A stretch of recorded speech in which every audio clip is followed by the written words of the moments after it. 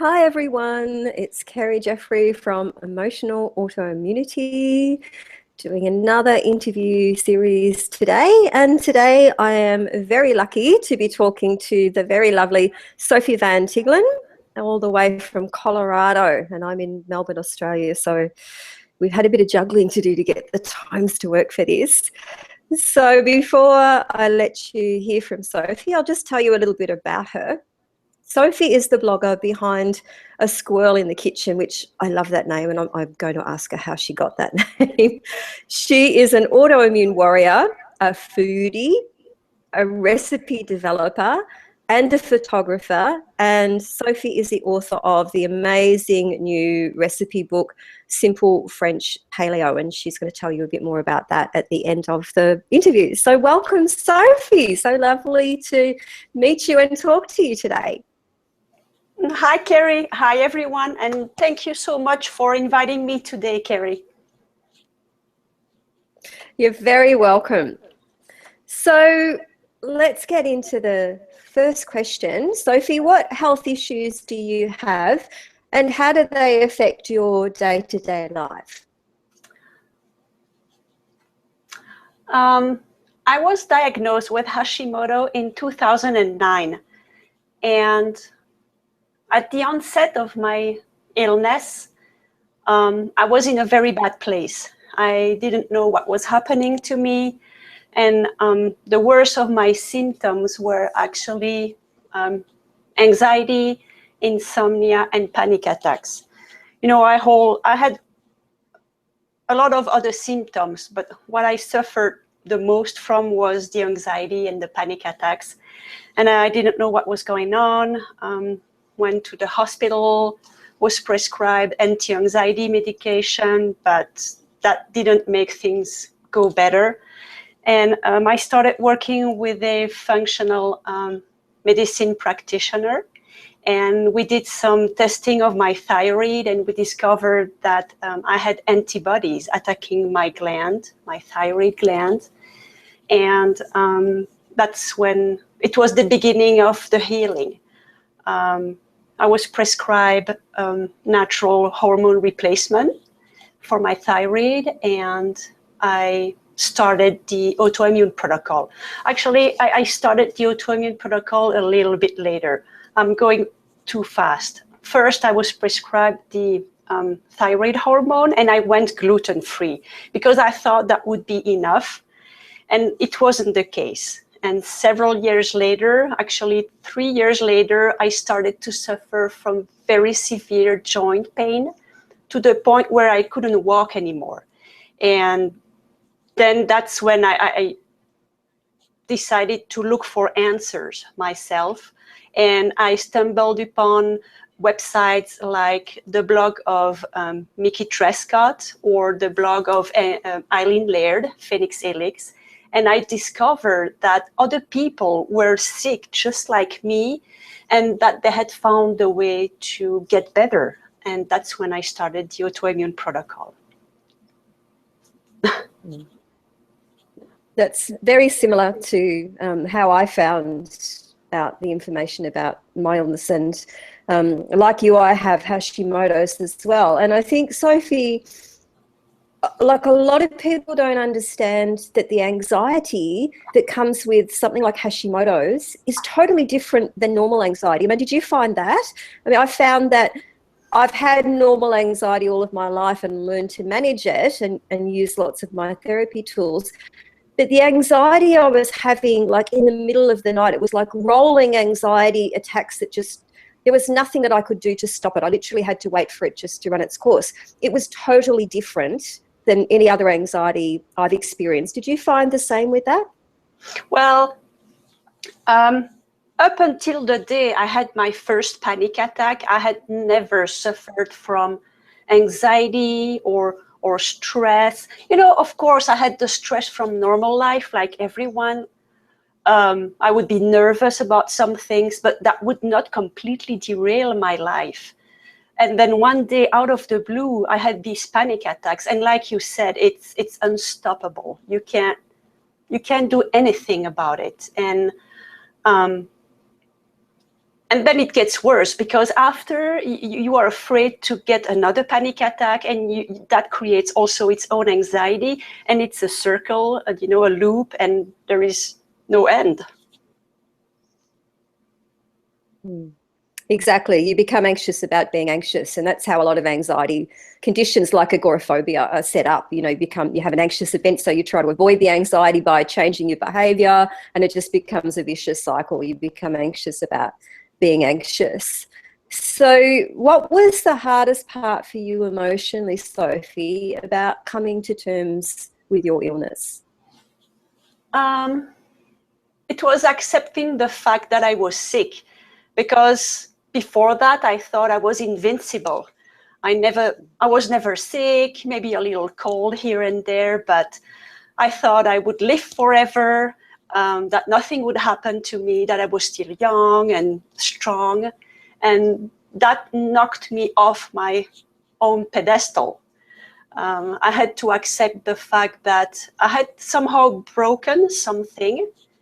And there was also a large amount of guilt around that, because I thought I had done this to myself with an unhealthy lifestyle, all the things I had eaten, you know, the sugar and the junk food.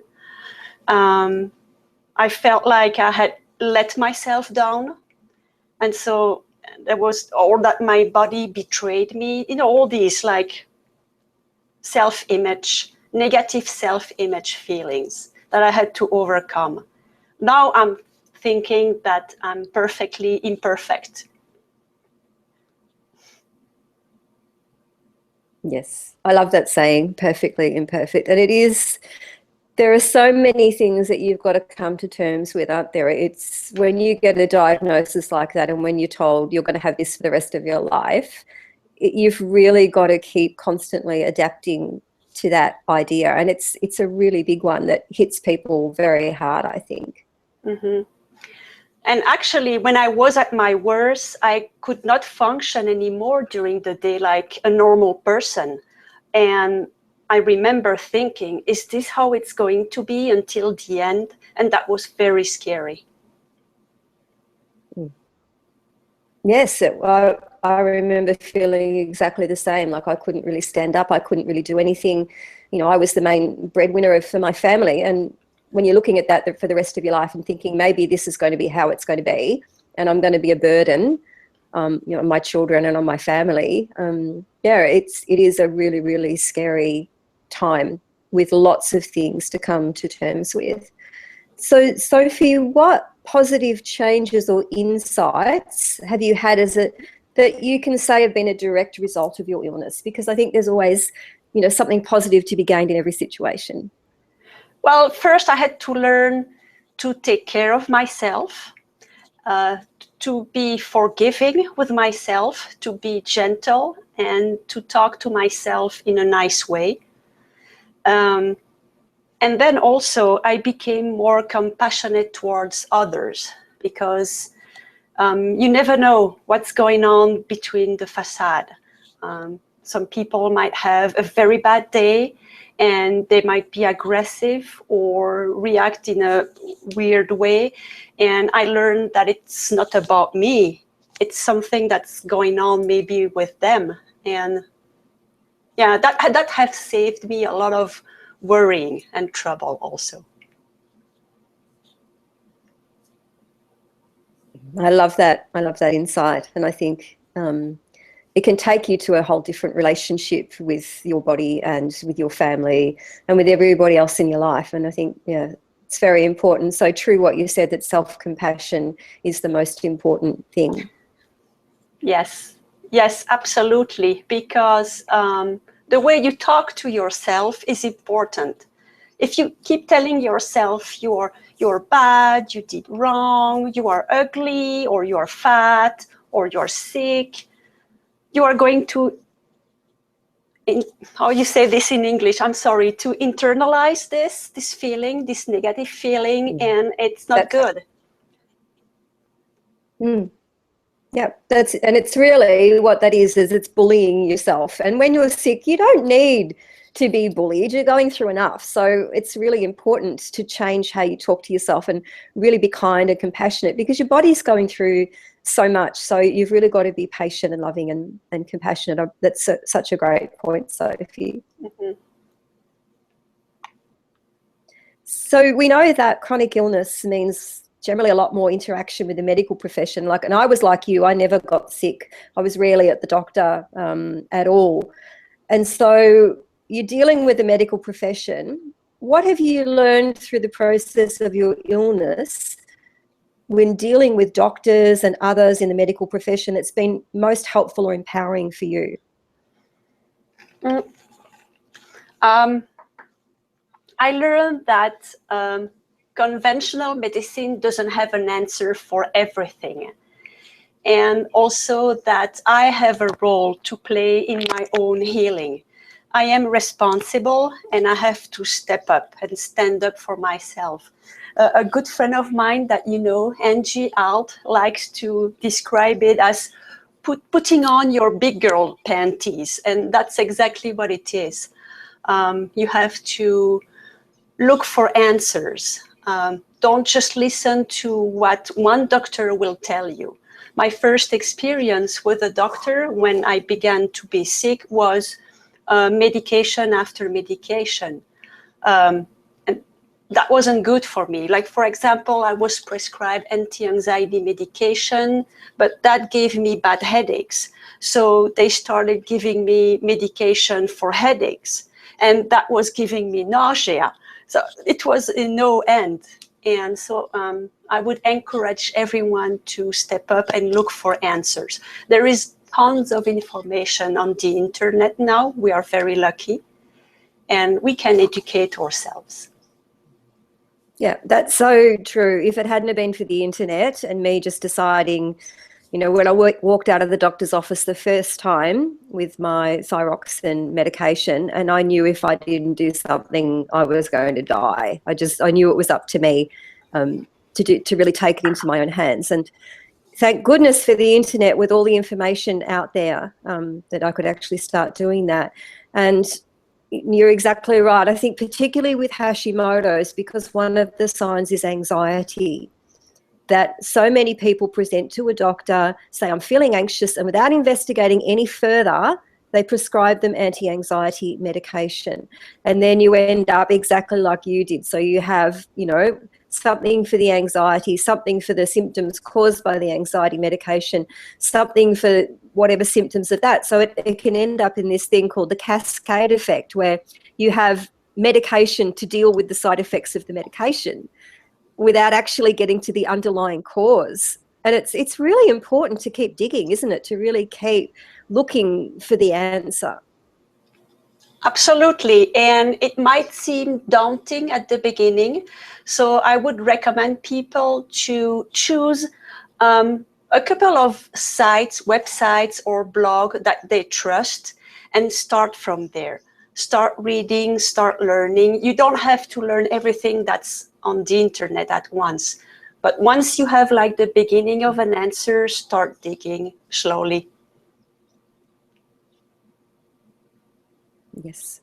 And you mentioned this before, but can you expand a little bit more about, has having your illness changed the way that you feel about your body? Yes, so at first, I felt like I was broken. But then I started to understand that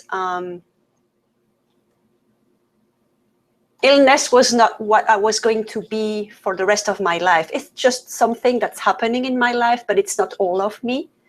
And now I've learned to cherish my body, not in an aesthetic way, like, ooh, look how I'm pretty I am, or ooh, that my makeup is nice and done, but more in a way that it's the place where I'm going to live, like, for the rest of my life, and it's precious.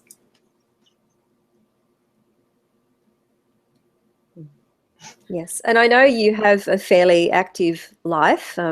You know, you exercise regularly. So do you think in some ways you're actually better than you were before, in a sense? I think I am much more balanced. I'm taking better care, but with the food that I'm eating, with the exercise I'm doing, with the relaxation and meditation I'm doing, it's a more holistic approach. It's more balanced. I think it's better, yes, and I like it. And I think it can be a great opportunity when you get something like this. Once you get past, you know, the normal grief and shock and fear reactions and all of that, it can be a great opportunity, if you can, to start to redesign your life in a way that will support you even more. Well, I think that it's an experience very transformative. And I've known many people who have been very sick and who recovered and went on to accomplish great things. Absolutely. And it, you know, I think it's getting out of that life sentence, you know, feeling. So I think a lot of doctors really aren't good at delivering news like that. And so they can either trivialize it and just say, oh, just take your tablet and you'll be fine. You know, the symptoms you're having aren't caused by your thyroid or something like that.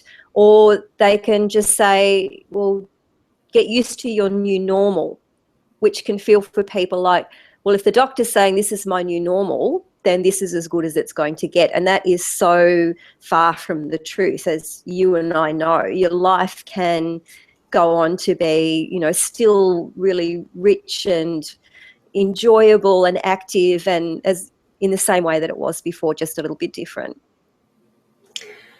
And I would say that it has been the case for me when it was really hard to come to terms with my illness and accept and move on. I would say don't hesitate to reach out for help.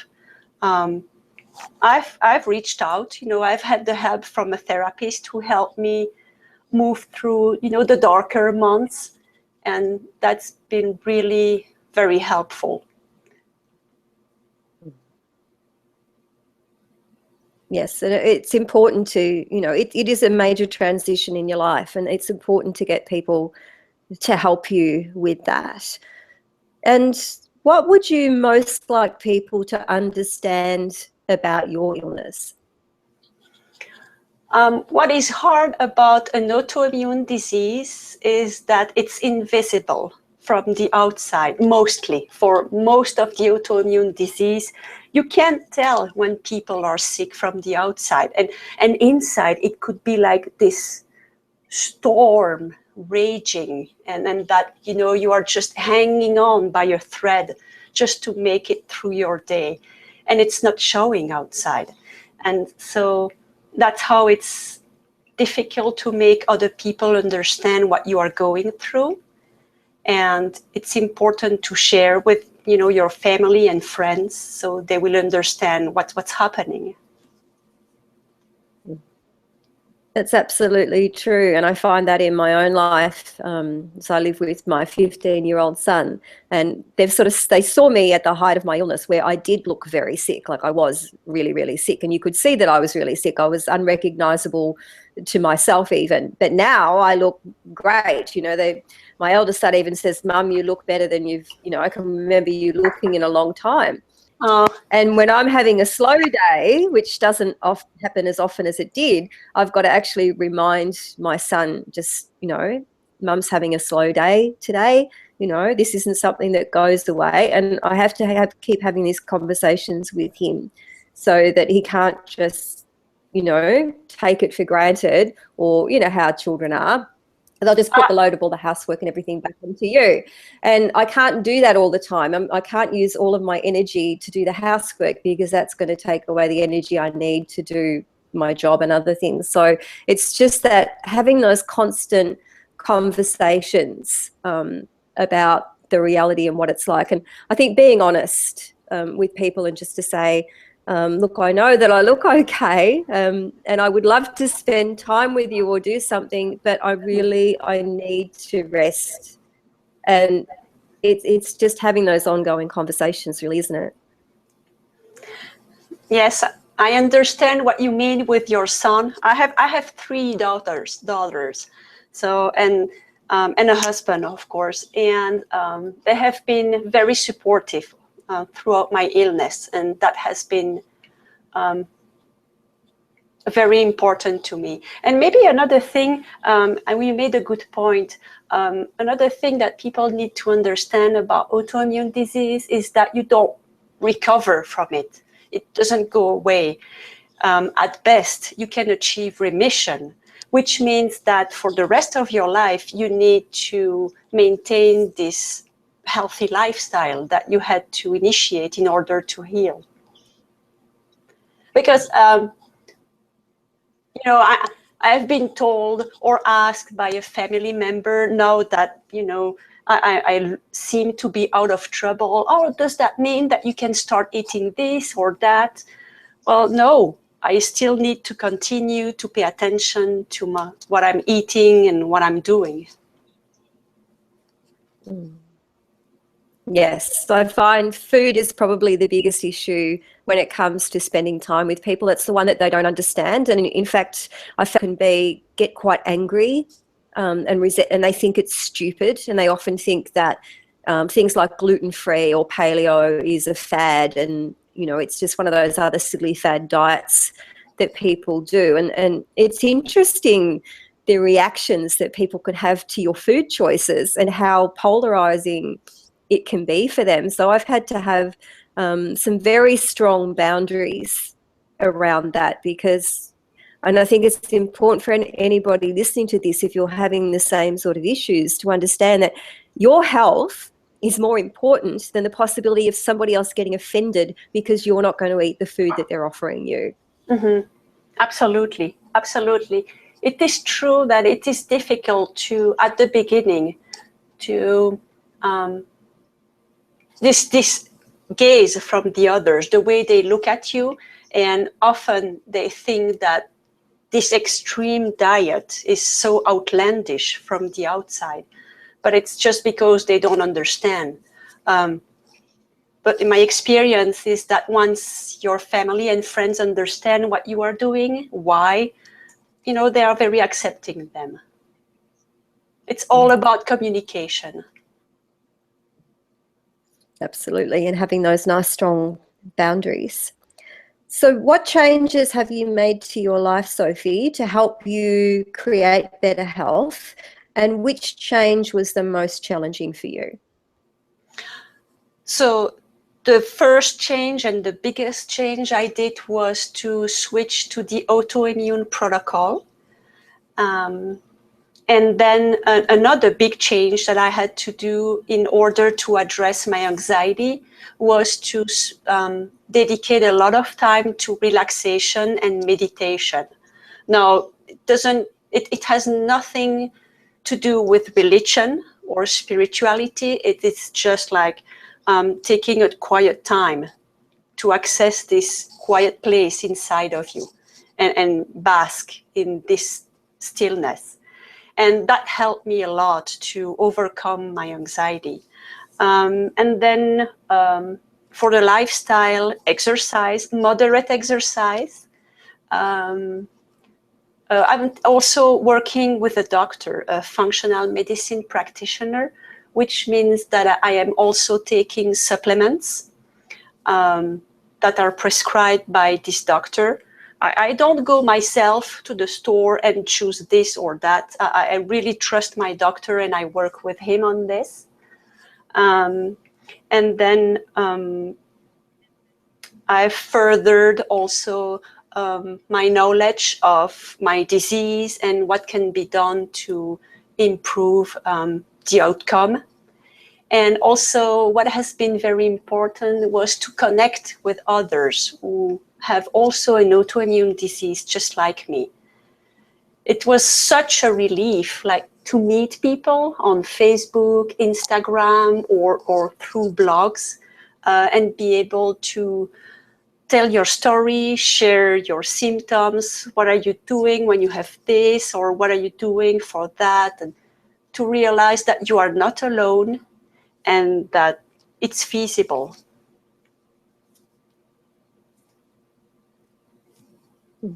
Yes, and that's the isolation of chronic disease can be profound. And that's why we are so lucky to have, you know, things like the internet and access to exactly what we're doing now, so that people can talk about it and listen to it and, you know, understand that it is the same, you know, for other people. There are similarities, there are things you can learn from each other, and you can create that sense of community. So there's really no need for anybody to feel isolated if they have access to the internet, which is fantastic. But I know that a lot of people are still out there drowning in those feelings. And I remember when I first did my search when I was really sick, it was a bit like a black hole, because there was so much information out there, and so much of it were people who were desperate and struggling and, you know, really so profoundly impacted by their chronic illness, that I had to make a deliberate choice and really narrow my search to look for positive stories. Or so I looked, you know, for remission, I looked for healing, I looked for, you know, positivity. And from there, I found the same sort of people that you did. So I think the internet can be a wonderful thing, but you've got to be really selective with where you're looking. Otherwise, you can become overwhelmed and think it's hopeless. Did you find the same sort of thing when you were first searching? Yes, absolutely. At the beginning, I remember ending up on forums that were not moderated by people who had a certain knowledge of what they were doing. And in these forums, you know, I would read like all these symptoms, and I would recognize these symptoms in myself, and I would be horrified, and all this started to spin. So I would definitely recommend, for example, if you end up on a forum, make sure it's moderated. The Paleo Mom, Sarah Ballantyne, has an excellent forum who's moderated by people who have autoimmune disease themselves, and they know what they are talking about. So, you know, they can help you and steer you in the right direction. And then also look for blogs that are well established, and you know, always go to the About tab and learn about the person who's behind the blog, what's her or his story. And then also you can always email blog owners. You use the contact page, and you can always, you know, ask them questions, and they will answer you. The autoimmune protocol or AIP community is very tight-knit, and I know that these bloggers will answer your questions. Yes, so it's about being really selective for people listening to this. You know, as Sophie said, there are a lot of unmoderated forums out there that you can just be a list of people telling you how awful it is and how their health is failing, which is all very true, but it can get you into that negative spin, because there's no real information, there's no real knowledge. It can just be a place for everybody to feel together. So be selective and look for people who are going to help you get your way up the ladder to, you know, creating your own empowerment and your own better health. Don't sync with the other people who don't have that. So it's almost like that principle, Sophie, isn't it, when they say when you're on the airline and you're in trouble, when the oxygen mask stops, you've got to put it on yourself first before you can help anybody else. Absolutely. Have any of your relationships changed as a result of you becoming chronically ill? I would say yes, absolutely, both ways. Because at some point I had to concentrate on what was essential to me in order to heal. I had to get rid of toxic relationships, these relationships who were hurting me. And on the other hand, I developed very strong relationships with new people I met. So it has been both ways. And that's part of that whole healing process, isn't it? If you've got people in your life who are draining you or using you, or as you say, toxic, then it's again time to set those boundaries and not let those people suck your energy. And it's really getting back to that whole, you know, look after yourself first. You've got to be really important. And I found as a result of my illness that I had to go from being, very capable woman who always looked after herself and looked after other people, to allowing myself to be vulnerable because I couldn't do anything. I was so ill I couldn't look after myself. And that was a massive change for me. That was like my worst nightmare, to go from being fit and healthy to be incapacitated both mentally and physically with the severity of the brain fog that I have. So in a way, allowing people to care for me and being vulnerable has made my relationships a lot more honest and open and even than they were before. And if people don't understand, there were very few people in my life, because I have pretty strong boundaries anyway, who would have been draining my energy. Those people are not part of my life, and I don't allow people into my life now who are going to be that way. It is a little bit like some kind of natural selection happening. You are keeping the good and you are getting rid of the bad, and it's all for the better. And it's for your own healing. Absolutely. Mm. And Sophie, what advice would you give to the partner and the family of someone who's just been diagnosed with your illness? I don't know if it's an advice. It's more asking them to not judge or criticize, even if it looks bizarre or outlandish. The person who is trying to heal is desperate, and that person is looking for answers anywhere they can be. So don't be judgmental. And also, I would say, please offer your support and your encouragement, because this healing lifestyle, it's a lifelong journey. And in order to be able to sustain it, we need help from the others. I would say, for example, it would be helpful at the beginning of the change in the diet if everybody in the house would accept to get rid of all the gluten and all the junk food to support, the effort of the person who's trying to heal. If you want to eat something like a Starbucks or a fast food, go outside and go and eat it outside, and then come back to the house but don't bring this food inside of the house.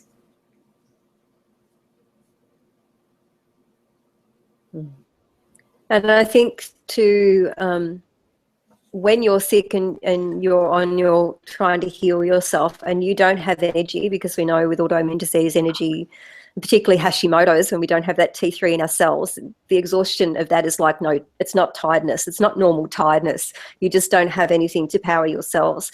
So often while the person is healing, the partner or the children might have to take on a bit more responsibility for the physical tasks around the house. And they really need to understand, I think, that the sick person isn't being lazy. They're trying to conserve the energy that they have, and they need support until they can get back on their feet. Mm-hmm. Absolutely.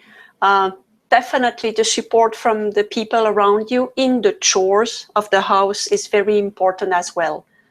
Absolutely.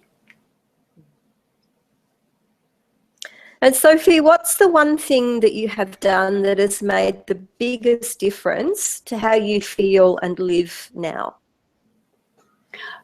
For me, the biggest change, positive change, was the diet and the stress reduction. I can't tell you which one of the two was the most important, because I can have the best diet. If my stress goes up, it derails my diet. I will have symptoms and it doesn't work. And if you do your relaxation, but if you start eating less than what you are supposed to be eating, like if you eat gluten, that will send you also into a loop. So I can't tell you which one is most important. What do you think, Carrie? I think the biggest issue that I have with chronic illness is I can be doing everything right, you know, dialing in my diet, having my supplements, getting my sleep, and something external to me, like an unexpected stressful event, that can send me into a flare. So I think it's, for me, the biggest thing has been the combination of the diet and the natural desiccated thyroid, because thyroxine wasn't working for me. So if I do all of those things, I can pretty much sail along. But as you say, if you don't manage your stress, so if you don't actively participate in managing your stress, so keeping yourself out of stressful relationships, getting rid of the people who cause stress in your life, it doesn't really matter what you do, you're going to be symptomatic in autoimmune flare.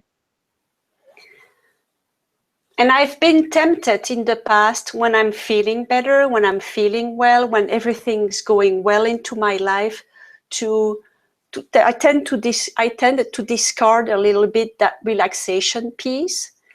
But then what I didn't realize is that the relaxation, it's a practice. And this brings you further away from the edge. And if you don't practice regularly, you come closer to the edge. And if you have this little event happening, then you fall much more rapidly. Yeah, so it's about setting up as much support, I think, in your own life as you can, and doing what works for you. For example, for me, I really don't, meditation and I are not friends. I find if I listen to my hypnotherapy, that helps to relax me. And the best thing I think you can have in terms of your stress reduction is to get boundaries. And that can be stressful in the beginning, but once you set it up and you go through that, your life becomes a lot calmer. So the biggest issue that I have at the moment would be, say, if I'm working off-site with somebody and there's an issue with other people in the office, that can impact on me. And there's not a lot I can do about that, except when I get home, just do everything that I can to get myself back, because I also have celiac and adrenal depletion, and I've had a few unexpected incidences that happen in my life that have pretty much set me back into adrenal depletion again, and that's a whole different level of issues to deal with. It takes a long time to recover from, and there's not a lot you can do, like medication wise, for adrenal depletion. It really is just time and practicing, you know, that stress reduction and going into extreme self-care. Yes. And at the same time, replenish your body with nutrient-dense food to help your body repair and heal. But it's true that... So I guess, you know... Sorry. No, you go. I wanted to say that the healing journey is ongoing, and I would encourage people not to think that they will be fixed in 3 months. It is for me, it is a journey that has been going on for several years, and you need to be patient and commit to this lifestyle. And it will become a way of life. I think it can seem like a massive change to everybody at first, with all of, and you can think, oh, there's this big list of things that I have to do. I've got to change my diet. I've got to meditate. I've got to, you know, do this and do that. And that can seem overwhelming, but you can start slowly, just adding in, you know, more of the good things. And by doing that, you're going to crowd out the bad things anyway. And it's that whole acceptance part, isn't it? It's that constant process of accepting that if I want to live the life that I want to live, then I need to love myself enough to do all these things, that it's going to create that better health and more energy for me. So you can make it this positive, encouraging thing, rather than this list of shoulds and musts and have tos that can, you know, feel very overwhelming. I very much like the way you say that it's okay to take little steps every day, or every week, every month. It's okay. As long as you are going in the right direction, it's all good. So, Sophie, how can people find out more about you and how to contact you? And I'd also like you just to tell people about your wonderful book, because it's so beautiful. So I am the blogger at A Squirrel in the Kitchen. Maybe you will provide the website in the show notes. You can also find me on Facebook, A Squirrel in the Kitchen, or on Instagram, squirrel_kitchen. And you can always contact me through, these social media platform. I will answer your question in English or in French. And yes, I just published my first cookbook, Simple French Paleo. And it's a collection of recipes inspired by French cuisine. And it's all compliant with the strict elimination phase of the autoimmune protocol. And you can find it on Amazon or in an ebook format on my blog. Yes, and it is a wonderful book. I'm lucky enough to have a copy, and it's just beautiful, not only for the recipes, but Sophie is a very talented photographer as well. So there's just beautiful photographs. It's just visually such a beautiful book. And Sophie, before we finish, A Squirrel in the Kitchen, how does that name tie into your story? You know what? I will show you. Look. The little name for my husband. Yeah. My husband has, for me, it's squirrel in French, which is écureuil. I'm his little squirrel. And so that's why I chose that name for the blog. Oh, that's so gorgeous. How cute. Well, thank you so much for talking to me today, Sophie. It was really lovely to get to meet you and to hear your story. And thank you so much. I look forward to speaking to you again one day. Thank you so much for inviting me, Carrie, and I had a wonderful time sharing my story with you. Fantastic.